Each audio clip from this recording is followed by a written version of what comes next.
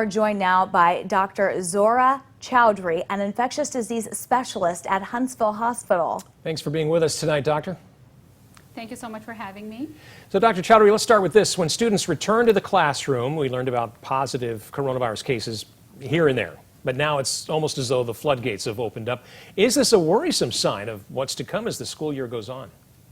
It certainly is, and that is why many people were promoting that the schools remain closed and learning is switched more to an online format. And I know it's hard. And then, the other concern was that people, if they're going to be going back to school, that they implement regular testing, students avoid mass gatherings, social distancing, wearing masks, and in classrooms you're appropriately spaced out to prevent what is happening now.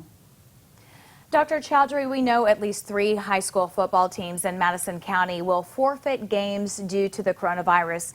In your expert opinion, should these students be on the field at all?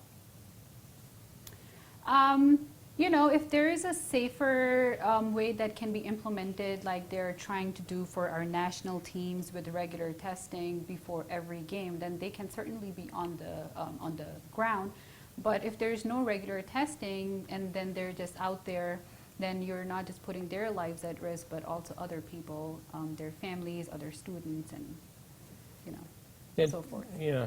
Just to follow up, do you feel like those precautions are not being implemented to the full extent they should be? It's hard to say because every academic institution differs in how they're doing it, but the general consensus is that they should be testing their players before the game. Yeah.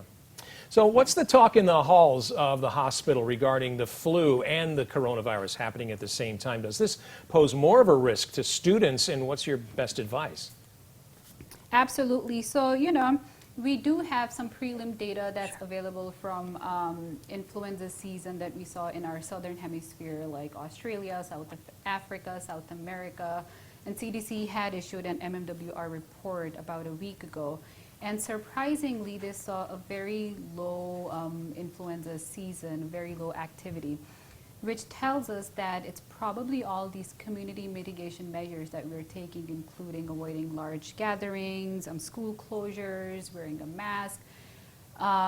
So if all these measures are continued to be implemented throughout fall, so we may not see an aggressive flu season. But we also know that flu itself has a high mortality, and COVID itself also has a high mortality. So if people were to get both, which we would call co-infection, so then we can potentially see a worse outcome in these people. So the best thing is obviously to get a flu vaccine so you at least have a milder flu illness, and then continue to be safe out there, wear masks, and try to avoid large gatherings. Dr. Chaudhry, working in the hospital system, what are the types of discussions that you and your colleagues are having right now? How concerned are you about this, as you mentioned, these 2 viruses with similar symptoms colliding at the same time? I mean, we are certainly concerned because both of these viruses are respiratory viruses and can be very aggressive in terms of causing respiratory failure, even in younger people. So there's always this concern that once people start coming in, how are we going to treat these people? Because even with COVID, we don't have a good treatment as of today. With influenza, we do have some drugs out there, but they're still not the best ones. And we know with influenza, the best treatment has been prevention so far. There you go.